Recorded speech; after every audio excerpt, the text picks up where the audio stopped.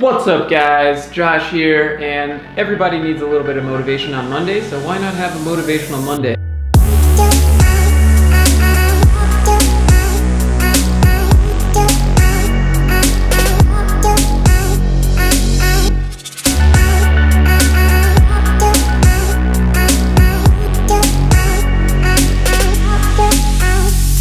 Sunday about 1 or 2 o'clock in the afternoon, and I start to realize that I have to go to work the next day, and the anxiety starts to hit me, and I know it shouldn't be that way, and I should be working towards creating a life I don't need to take a vacation from, but that's for another video. Anyway, if you want more of my rants, hop in the Discord, hit the sub button, you'll see all of my other videos where I talk about things that are important to me, things I've encountered. Anyway, I got an email with a question about focus.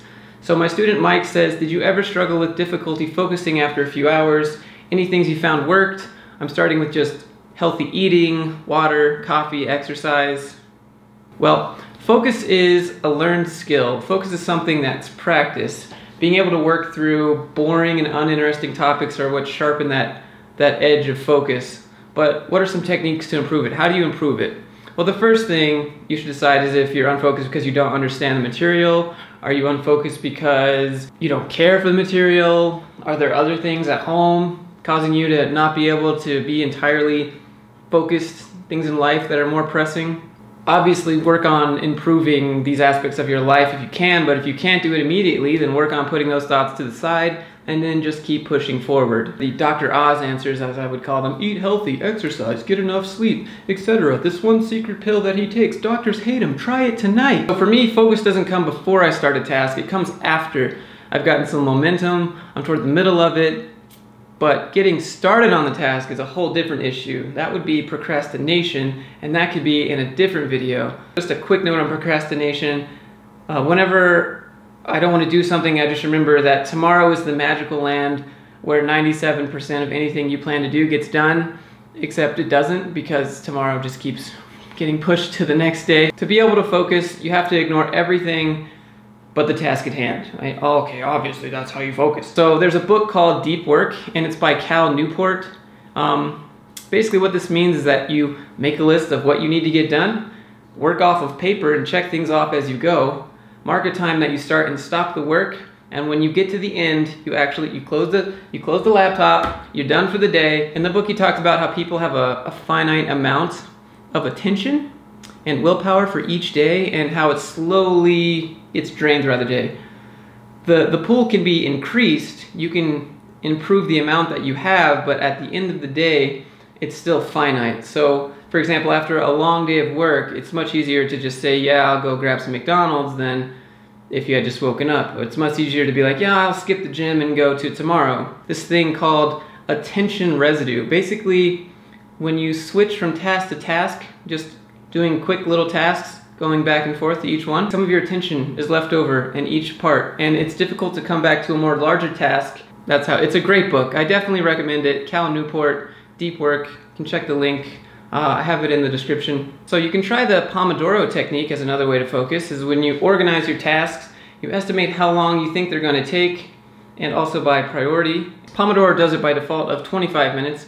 Work through that timer with 100% focus, and then 0 distractions. Obviously, just everything off. Just 25 minutes, that's all you get. Do this 3 times, take a 5-minute break between each 25 minutes, and then on the next one, take a 15-minute break. So you could set a goal for the number of Pomodoros that you'd like to achieve that day.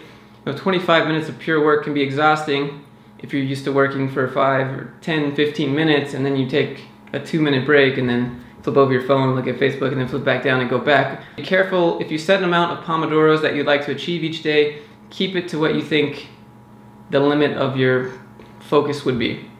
So this works well with some sort of task management system, maybe Trello, Asana, Hack and Plan, even though that one's for game development. You can check Trello out, that's what I use if I have a large project. Generally, I just prefer to write my goals down and check them off as I go. So another way to get better at focus is, let me get a little bit out there for this, right, is meditation.